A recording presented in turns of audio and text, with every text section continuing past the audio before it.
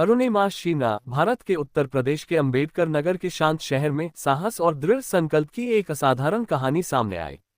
यह अरुणिमा सिन्हा की सच्ची कहानी है, एक ऐसी महिला जिसने विपरीत परिस्थितियों को जीत में बदल दिया। कौन है अरुणिमा शीना? एक राष्ट्रीय स्तर की वॉलीबॉल खिलाड़ी थी, जिनका खेल जगत में बड़ा नाम बनाने का सपना था।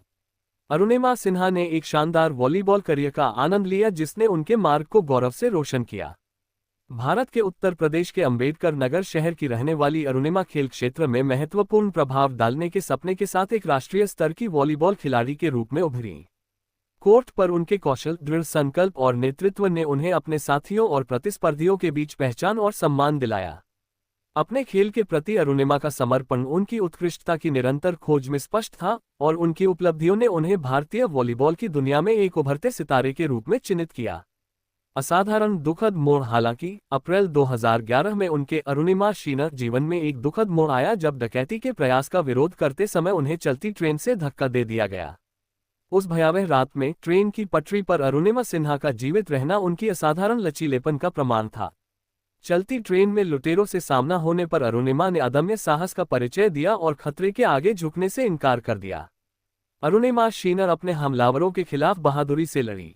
दुर्भाग्य से स्थिति इतनी बढ़ गई कि उसे चलती ट्रेन से धक्का दे दिया गया।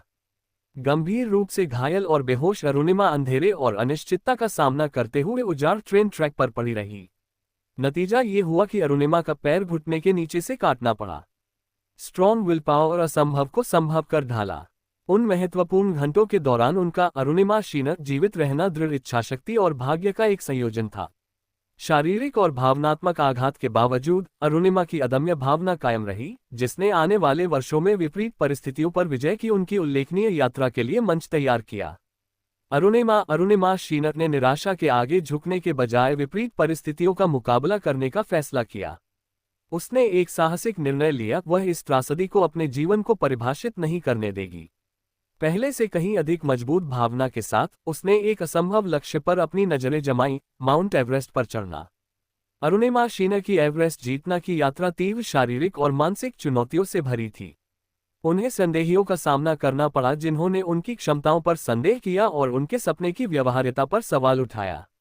निडर होकर उसे कठोर प्रशिक्षण से गुजरना पड़ा, अपने कृत्रिम अंत को अपनाना पड़ा और खतरनाक चढ़ाई के लिए आवश्यक ताकत का निर्माण करना पड़ा।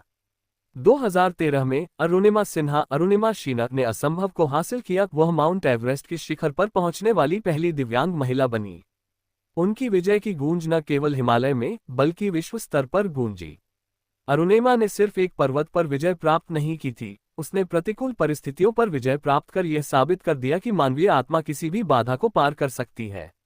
अस्पताल के बिस्तर से दुनिया के शीर्ष तक उनकी अरुणिमा शीना कहानी ने प्रतिकूल परिस्थितियों का सामना करने वाले अनगिनत व्यक्तियों, एथलीटों और सामान्य लोगों को समान रूप से प्रेरित किया।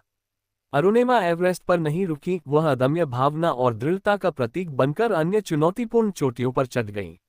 अपनी पर्वतारोहण उपलब्धियों से परे अरुणिमा सिन्हा ने अपना जीवन दूसरों को प्रेरित करने के लिए समर्पित कर दिया।